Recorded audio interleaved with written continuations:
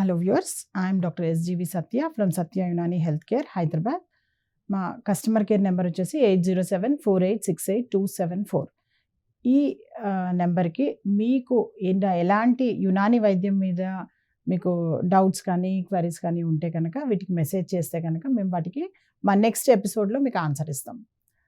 So, ఈరోజు మనము ఈ ఎపిసోడ్‌లో మనం మాట్లాడుకోబోతున్న టాపిక్ ఏంటి అంటే, ఈ మధ్య చూసినట్టయితే కనుక చాలా విరివిగా, చాలా ఫ్రీక్వెంట్‌గా చిన్న పిల్లలందరికీ కూడాను టాన్సిలెక్టమీ ఆపరేషన్ అంటే టాన్సిల్స్ ఏవైతే గొంతులో ఇక్కడ 2 ఏవైతే ఉంటాయో వాటిని రెండిటిని కూడాను తీసి పడేయడం, కోసేయడం, అవతల పడేయడం అనేది బాగా విరివిగా జరుగుతోంది. దయచేసి అలా చేయకండి.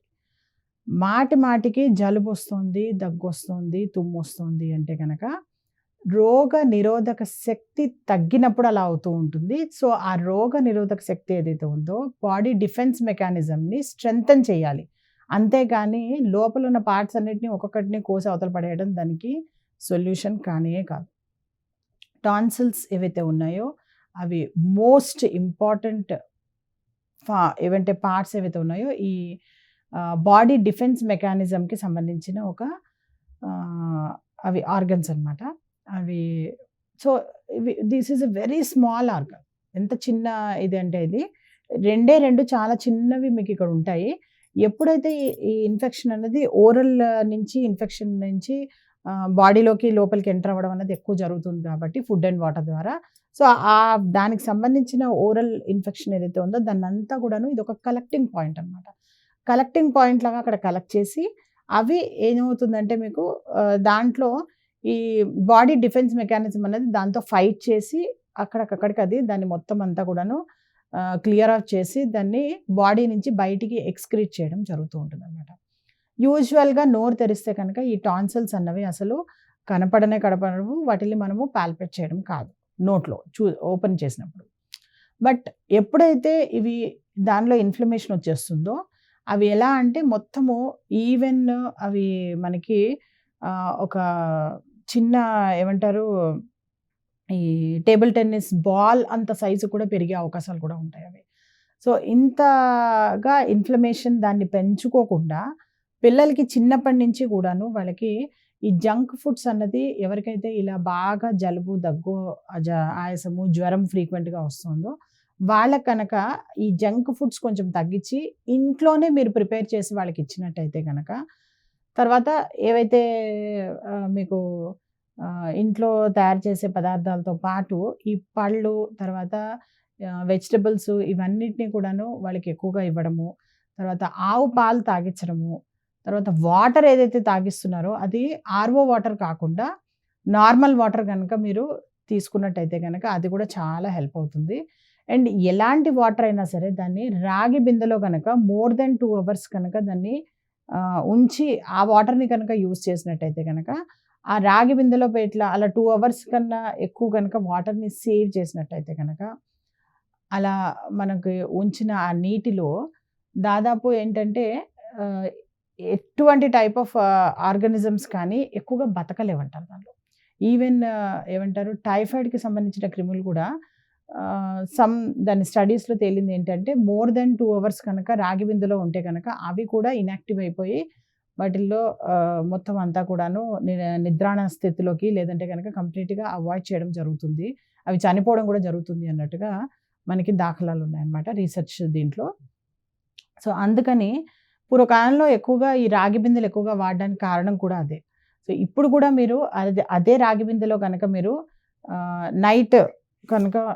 నైట్ రాగి బిందెలో కనుక నీళ్ళని మీరు మంచిగా చక్కగా పెట్టుకొని రాత్రంతా వాటిని స్టోర్ చేసుకొని మర్నాడు ఉదయం కనుక అదే వాటర్‌ని మొత్తం అందరూ ఇంటిల్లిపాది అందరూ తాగినట్టయితే గనక చాలా మటుకు ఇలాంటి ఇన్ఫెక్షన్స్ నుంచి మీ బాడీని స్ట్రెంథెన్ చేసుకోవచ్చు. And at the same time రెండో థింగ్ ఏంటంటే ఈ ఇన్ఫెక్షన్స్‌ని తట్టుకొని నిలబడేలాగా పిల్లల్ని ఏం చేయాలి అంటే రాత్రి తొందరగా పడుకోబెట్టాలి. ఎవరైతే రాత్రి 8:30కి పడుకొని ఉదయం 3-5 లోపల నిద్రలేస్తారో వారికి ఏమవుతుందంటే ఈ టైంలో బాడీ తనంతట తాను రిపేర్ చేసుకోవడం జరుగుతూ ఉంటుందన్నమాట. ఈ రోజుల్లో మీరు చూసినట్టయితే గనక పిల్లలందరినీ కూడాను తల్లిదండ్రులు అసలు రాత్రి 8:30కి పడుకోబెట్టడం అనేదే మర్చిపోయారు. అందరూ 12, 1 పడుకుంటున్నారు అందరూ. ఇలా పడుకోవడం వల్ల ఏమైపోతుందంటే యూజువల్‌గా నైట్ 8:30 నుంచి మార్నింగ్ 3:00 లోపల ఈ బాడీ డిఫెన్స్ మెకానిజం అన్నది ఏంటంటే డీటాక్సిఫికేషన్ అనే ప్రాసెస్ చేస్తూ ఉంటుందనమాట. ఎవరైతే రాత్రి 8:30కి పడుకోరో, ఉదయం 3-5 లోపల నిద్ర లేవలేకపోతున్నారో, వాళ్ళలో ఏమైపోతుందంటే ఈ డీటాక్సిఫికేషన్ ప్రాసెస్ టైం తగ్గిపోవడం వల్ల వాళ్ళకి ఇలాంటి టాన్సిల్స్ ఇవన్నీ కూడాను ఇన్ఫెక్షన్స్ ఎక్కువైపోతూ ఉంటాయన్నమాట. మీరు టైమే ఇవ్వట్లేదు కదా! అసలు లోపల బాడీ డిఫెన్స్ మెకానిజం స్ట్రెంథెన్ అవ్వడానికి, ఈ టాన్సిల్స్‌లో ఎంతైతే ఇన్ఫెక్షన్ ఉందో దాన్నంతా అది ఫైట్ చేసి రాత్రికి రాత్రి దాన్ని మొత్తం క్లియర్ ఆఫ్ చేయడానికి అలాంటి అవకాశం ఇవ్వట్లేదు. రాత్రి 1 వరకు మీరు పిల్లలు సినిమాలు చూస్తూ, లేదంటే అటు ఇటు తిరుగుతూ వాళ్ళు గనక ఉన్నట్టయితే గనక 1 నుంచి తెల్లవారుజామున 3కి నెక్స్ట్ ప్రాసెస్ స్టార్ట్ అయిపోతుంది. మెటబాలిజంలో నెక్స్ట్ ఇది. ఈ ఫ్యాక్టరీ బంద్ అయిపోతుందనమాట. సో, ఇలా ఉన్నప్పుడు 3:00కి గనక వాళ్ళకి అంటే ఒక 2 అవర్సేనా. ఇప్పుడు వాళ్ళు మార్నింగ్ టు ఈవినింగ్ రకరకాల జంక్ ఫుడ్స్ తింటున్నారు. వాళ్ళ బాడీకి సరిపడని ఫుడ్స్ తింటున్నారు. అంత ఇన్ఫెక్టెడ్ దీనిలో ఉంటున్నారు వాళ్ళు సర్కమ్‌స్టాన్సెస్‌లో. ఇలాంటి టైంలో ఇలాంటి వారికున్న ఒక వాతావరణంలో ఒక్కసారిగా వాళ్ళని మీరు వాటిలన్నిటికి ఎక్స్‌పోజ్ చేసి వాటిని కనీసం రిపేర్ చేసుకోవడానికి బాడీకి టైం గూడా ఇవ్వట్లేదు అంటే గనక ఆటోమేటిక్‌గా వాళ్ళకి అదంతా కూడాను లోపల పేరుకుపోయి ఈ టాన్సిల్స్ అన్నీ ఏం చేస్తాయంటే జస్ట్ లైక్ డ్రైనేజ్‌లో మ్యాన్ హోల్స్ ఎలాగో ఇవి కూడా అలాగనమాట. సో, మ్యాన్ హోల్స్ ఎంత అవసరమో ఇది కూడా అంతే అవసరం. అదే దట్ ఈస్ ద ప్లాట్‌ఫార్మ్ అనమాట టాన్సిల్స్ అన్నవి. సో, అలాంటి మోస్ట్ ఇంపార్టెంట్ ఏవైతే ఆర్గన్స్ ఉన్నాయో, లేకుంటే ఇలాంటి పార్ట్స్ ఏవైతే ఉన్నాయో బాడీలో, ఇలాంటి వాటిలన్నిటిని కూడాను ఏంటంటే మనం కాపాడుకోవాలి. అంతేకాని జలుబొచ్చింది, దగ్గొచ్చింది, ఫ్రీక్వెంట్‌గా వస్తోందని చెప్పి దాన్ని కోసి అవతల పడేయడం అది కరెక్ట్ కాదు. ఎందుకు జలుబొస్తోంది ఫ్రీక్వెంట్‌గా అన్నది ఆలోచించండి. ఈవెన్ మల్బెర్రీస్ ఏవైతే ఉన్నాయో, మీకు మామూలుగా మార్కెట్‌లో ఈ మధ్య దొరుకుతున్నాయి చూడండి. చిన్నవి ఏవైతే పొడుగ్గా ఇవి. ఈ మల్బెర్రీస్ గనుక మీ పిల్లలకి రెగ్యులర్‌గా మీరు డైలీ ఒక కప్పు తినిపించినా కానీ, వాళ్ళకి ఫ్రీక్వెంట్‌గా ఈ జలుబులు, దగ్గులు రావడం ఆగిపోతుంటాయి. అండ్ చిన్నతనంలో కొంత జలుబు, దగ్గు రావడం అన్నది సంవత్సరానికి ఒకసారైనా రాకపోతే గనక ఒకసారి జలుబు, ఒకసారి దగ్గు, ఒకసారి జ్వరం, సంవత్సరానికి ఒకసారి కూడా రాకపోతే గనక వాళ్ళలో ఇంకా పెద్ద రోగాలొచ్చే అవకాశాలుంటాయి. అండ్ ఎవరికైతే ఇలా సంవత్సరానికి ఒకసారి మినిమమ్ ఒకసారి వస్తుందో వాళ్ళు యూజువల్‌గా దీర్ఘాయులై ఉంటారనమాట. అందుకని మీ పిల్లలు మంచిగా చక్కగా దీర్ఘాయులై ఉండాలి అంటే గనక సంవత్సరానికి ఒకసారి జలుబొస్తే అంత ఫీల్ అయ్యేదేం లేదు. కాకపోతే ఆ జలుబు తొందరగా తగ్గేలాగా ఉండాలన్నమాట బాడీలో. సో, ఆ బాడీ డిఫెన్స్ మెకానిజం అనేది ఇంప్రూవ్ చేసుకోండి.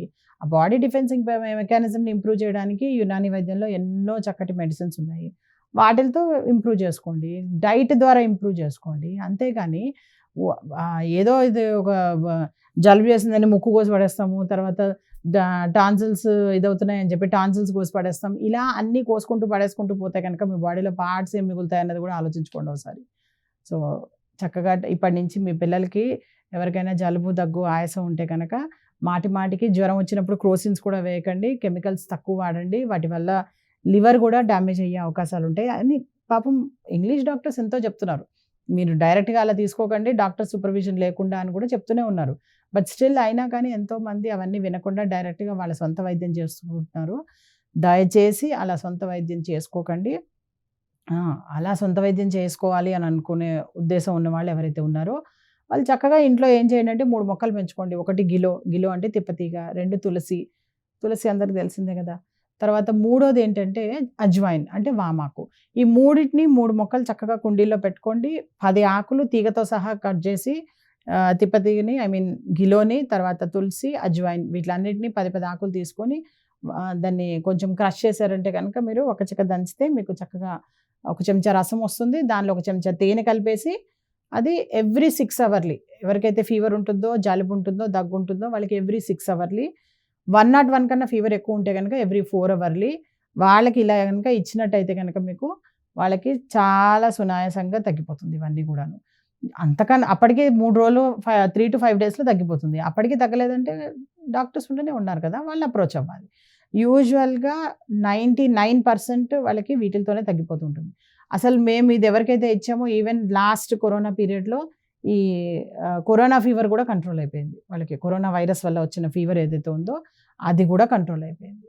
సో, అవే కంట్రోల్ అవ్వగలేంది మీ బాబుకి ఏదైతే రెగ్యులర్‌గా ఉన్నవి ఏవైతే ఉన్నాయో అవి సునాయాసంగా కంట్రోల్ అవుతాయి. అదేం పెద్ద ఇష్యూయే కాదు. కానీ అలానే అజాగ్రత్తగా ఉండొద్దు. ఎవరికైతే 3-5 డేస్‌లో తగ్గట్లేదో నేను చెప్పిన ఈ రెమెడీకి వెంటనే మీరు యునాని వైద్యుల్ని సంప్రదించినట్టయితే గనక నెక్స్ట్ లెవెల్ మెడిసిన్స్ అసలు ఎందుకొస్తోంది ఫీవర్ అన్నది వాళ్ళు చూసుకొని దాన్ని బట్టి చేస్తారనమాట. యూజువల్‌గా ఈ నేను చెప్పిన రెమెడీ ఏదైతే ఉందో అది తీసుకుంటున్న వాళ్ళకి యూజువల్‌గా తగ్గిపోతూ ఉంటుంది. కానీ కేవలం మెడిసినే కాదు, దయచేసి కాస్త మీ లైఫ్ స్టైలు, తర్వాత ఈ ఫుడ్ డైట్ హ్యాబిట్స్ ఏవైతే ఉన్నాయో వాటిల్ని కూడా చూసుకోవడం చాలా చాలా ఇంపార్టెంట్. సో, చక్కటి డైట్, చక్కటి ప్రకృతి సిద్ధమైన యునాని వైద్యం వాడి మీ ఆరోగ్యాన్ని కాపాడుకోండి. Thank you so much.